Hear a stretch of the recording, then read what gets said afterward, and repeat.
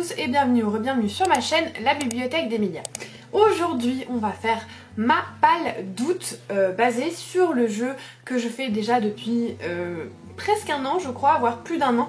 Ma palle en jeu où je tire des petites boules de couleur dans un sac qui correspondent à des consignes sur mon tableau et ensuite je fabrique ma palle avec ça. Il y a 5 tours, si jamais je tombe 3 fois sur la même couleur je rajoute un tour. Ça fait longtemps que c'est pas arrivé. Si j'ai une boule noire, idem, je rajoute un tour. Au niveau de mes lectures de juillet, j'ai rempli toutes les conditions. Mais j'ai pas choisi les mêmes livres que je vous avais présentés dans ma vidéo pâle, enfin du moins pas tous. Du coup, bon, je vous ferai un petit récap dans mon bilan de juillet. Et on va passer sans attendre au premier tour de cette palle en jeu d'août. C'est parti! Orange! Premier tour, qu'est-ce qu'on a derrière orange? Un nom dans le titre. Du coup ça veut dire un prénom, un nom de famille.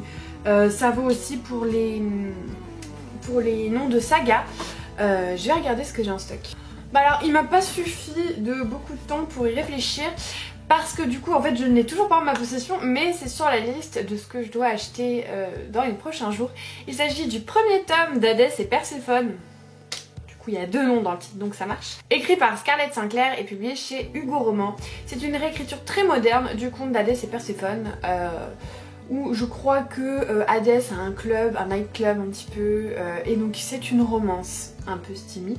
Ils vont tomber amoureux, blablabla. En fait, ce qui m'intrigue, c'est de voir comment dans une romance moderne, on arrive à recréer le mythe d'Hadès et Perséphone en fait. Parce qu'en fait, pour ceux qui ne le savent pas, dans la mythologie grecque, Perséphone c'est la fille de la déesse des moissons, de l'agriculture, enfin voilà, de tout ça qui s'appelle Déméter. Et un jour Hadès kidnappe Perséphone et l'emmène au royaume des enfers, ce qui rend sa mère très triste, qui se laisse dépérir en fait tout simplement. Et du coup il n'y a plus de culture qui pousse, ce qui pose un gros problème quand même pour les humains. Du coup il y a des dieux qui interviennent et finalement les deux arrivent à se mettre d'accord. Déméter passe 6 mois avec sa fille donc sur la terre et Hadès a le droit de l'avoir 6 mois dans l'année avec lui aux enfers. Ce qui correspond en fait tout simplement au rythme des saisons puisque le printemps c'est quand Déméter retrouve sa fille, donc toutes les cultures en fait bourgeonnent. En été elle est heureuse, elle est avec sa fille, donc il fait beau, il fait chaud. Et en automne sa fille lui est enlevée pour aller avec Hadès aux enfers. Du coup elle commence à dépérir. Du coup il y a les feuilles qui tombent, il y a le temps qui devient plus froid, les moissons qui sont plus rares. Et l'hiver, c'est parce que ça fait trop longtemps qu'elle a pas vu sa fille, du coup elle est au bout du rouleau. Ce qui correspond à l'absence de culture, à une terre pas fertile, etc. Et du coup, je suis assez intriguée de savoir comment ça peut se caler en fait dans une romance moderne, parce que j'avais lu L'Or Olympus, qui est une romance aussi, mais qui reste quand même dans le côté dieu-déesse, donc ça se cale bien. Mais là, je suis assez intriguée de voir comment ça va s'intercaler en fait, pour pouvoir dire que c'est une vraie réécriture et que c'est pas juste le nom quoi. Donc, voilà. Et c'est parti pour le second tour. Vert foncé, qu'est-ce qu'on a derrière vert foncé? Alors... un thriller. C'est assez vague, ça va être facile à trouver je pense. Et bien avant-hier, je suis allée à la bibliothèque pour récupérer ma réservation. Il s'agit du Labyrinthe de Franck Thillet, enfin juste Labyrinthe en fait, publié chez Fleuve Noir. C'est sa dernière sortie et très honnêtement, je crois que je l'ai réservé le jour où ils l'ont reçu à la bibliothèque, donc juste après sa sortie, près un mois après. Il est sorti en... que je regarde ça... mai 2022, donc ça fait... allez, ils ont dû l'avoir fin mai, ça fait depuis fin mai que je suis sur la liste d'attente. Et pourtant j'ai réservé le premier jour où il est sorti. Autant vous dire que ce livre, à mon avis, il y a certaines personnes qui vont le lire en décembre alors qu'ils se sont mis sur la liste de réservation, genre quelques jours après qu'il soit apparu à la bibliothèque. C'est le 3e tome je crois de la saga avec le manuscrit inachevé et Il était 2 fois. Ce sont les seuls Franck Thillet que j'ai lus. Donc j'étais obligée de lire la suite quand même. C'est une histoire avec, je crois, un visage complètement défoncé dans un chalet. Et une histoire d'amnésie aussi, donc c'est du thriller psychologique parce qu'il y a un psychiatre. Vous allez voir, je vais vous faire une vidéo sur les thrillers psychologiques parce que j'adore ça, donc forcément ça m'a parlé. On a été coupé car carte mémoire pleine, mais on recommence. J'ai vu des avis comme quoi il s'était pas vraiment foulé et qu'il avait repris en gros tout ce qu'il avait fait dans d'autres romans. Sachant que moi j'en ai lu que 2 de lui, je pense pas que j'aurai cette impression parce que du coup je n'ai pas lu assez de Franck Thillet pour vraiment avoir l'impression qu'il répète tout ce qu'il a pu faire avant. Peut-être que j'aurai cette impression quand je me mettrai à lire le reste et que petit à petit je me dirai ah ouais c'est vrai que ça c'était dans Labyrinthe ou ah enfin bon bref on verra. En tout cas moi je pense pas que j'aurai ce ressenti et j'espère que je l'aimerai parce que c'est des livres, enfin un auteur je trouve qui écrit bien, qui a le don de vous faire réfléchir, de vous amener dans des pistes qui sont fausses, enfin voilà. De toute façon il est très connu, c'est pas pour rien, hein, c'est un thriller très accessible. Alors certains diront peut-être trop grand public, mais en tout cas moi je suis contente de l'avoir et je suis ravie de pouvoir lire un nouveau thriller psychologique. Et c'est parti pour le 3e tour. Bleu clair. Qu'est-ce qu'on a derrière bleu clair? Seconde vie, et du coup c'est soit un ouvrage de seconde main, soit un ouvrage de la bibliothèque, et je vais encore prendre un ouvrage de la bibliothèque du coup. Et du coup je vais lire le Festival du Dragonté, qui est le second tome après justement le Cercle du Dragonté, que j'avais beaucoup aimé, que j'avais trouvé vraiment tout doux, tout mignon, avec des graphismes vraiment choupis. Attendez, je vais vous montrer quelques planches. Par exemple, regardez-moi la beauté de ces planches. Alors c'est du jeunesse, mais je crois qu'en fait en BD, je ne me tourne vraiment que vers du jeunesse. C'est ce que j'aime le plus, parce que j'aime les BD toutes douces avec un joli graphisme, tout minimaliste, joli, voilà ce genre de choses. Donc je l'avais récupéré à la bibliothèque parce que j'avais lu le premier dans le cadre du mois de la fantaisie et j'avais beaucoup aimé. Donc du coup c'était un plaisir de lire le second tome. De toute façon j'allais le lire parce que je l'avais pris à la bibliothèque, de cette saga. Il me semble, si je me suis pas trompée, que ça se passe avant le premier tome et que le 3e tome se passera après le premier tome. Dites-moi si vous les avez lus, si vous êtes d'accord avec moi, mais je crois que ça c'est un truc qui se lit un petit peu à part. Et du coup, l'histoire du Cercle du Dragonté, qu'est-ce que c'est? En fait, ce sont des protagonistes, du coup je sais pas quelle est vraiment l'histoire de ce tome-là, mais qui se lient d'affection et d'amitié, et qui ont un petit peu comme animaux domestiques des dragons qui font également pousser des feuilles de thé.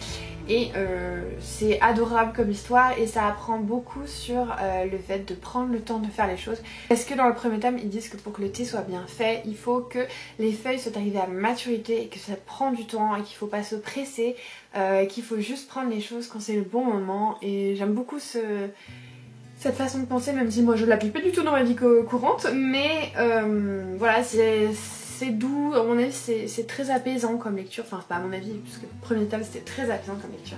Du coup voilà, et c'est parti pour le 4e tour.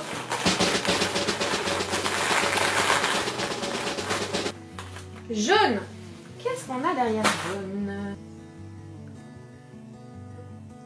Version originale.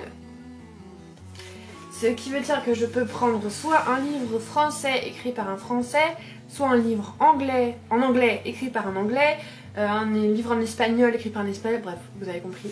Du coup, mon choix s'est porté sur The Prison Healer de Lynette Noni, publié donc chez Oder et Stoughton, mais si j'ai choisi ça, c'est parce que tout simplement début août, il sort chez Hachette, je crois, enfin début, il me semble que c'est mi-août. Du coup, je vais essayer de le lire juste avant, comme ça je pourrais vous donner mon avis et vous dire si cette nouveauté vaut le coup ou pas. En tout cas, j'en ai entendu de très bonnes choses. C'est ma version Fairyloot, donc elle est incroyable, comme toujours, voilà.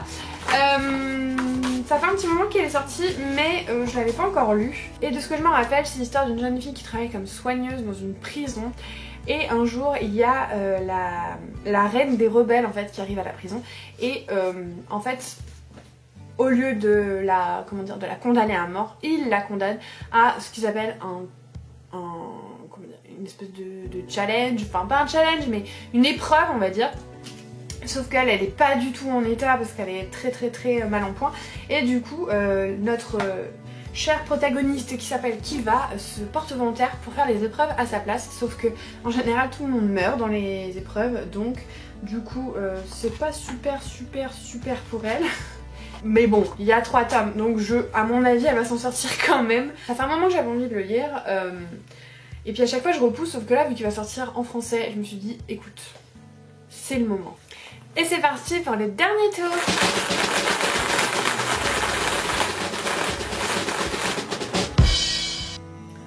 Orange encore, mais vu qu'on est arrivé à 5 et qu'on n'a pas déjà 3 fois la même couleur, c'est ok. Alors qu'est-ce qu'on a derrière orange? Fantaisie, dis donc. On a des thèmes quand même assez larges hein, pour ce mois d'août. On a été assez gâtés par le jeu, mais du coup j'ai l'impression que toutes les consignes un peu difficiles ou un peu très spécifiques sont pas encore tombées. Je pense que la fin d'année va être rigolote. Mais bon, Fantasy, ça nous donne l'embarras du choix. Qu'est-ce que je vais choisir? Oui, ça y est, il est l'heure. Il est temps pour moi de lire Le Prince Cruel de Liblac, publié chez Rajo. Je dois faire partie de ces rares personnes qui ont le premier tome dans leur palle, mais qui ont toujours pas sauté le pas. Je ne sais pas pourquoi, peut-être que j'attendais que la hype redescende, mais qu'elle n'est jamais redescendue. Voilà. Donc l'histoire, c'est l'histoire de Jude qui vit parmi les Fae et qui en gros est ennemi, clairement ennemi avec le prince Cardan qui apparemment est un prince un peu cruel. Méchant, violent et c'est un enemies to lover, ça je le sais déjà, donc à la fin ils vont faire des bisous, mais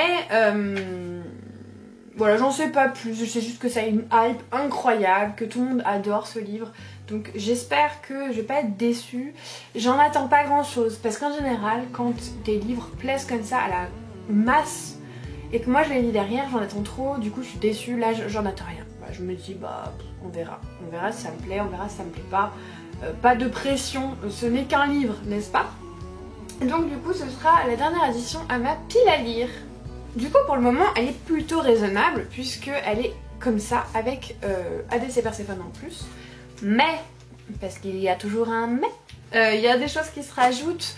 Ce mois-ci je crois que je ne fais pas de lecture commune du Cozy Mystery Book Club parce que je ne me suis pas procuré les romans et que j'ai déjà des idées de vidéos, des idées de lecture à faire et qu'il n'y a plus de place tout simplement.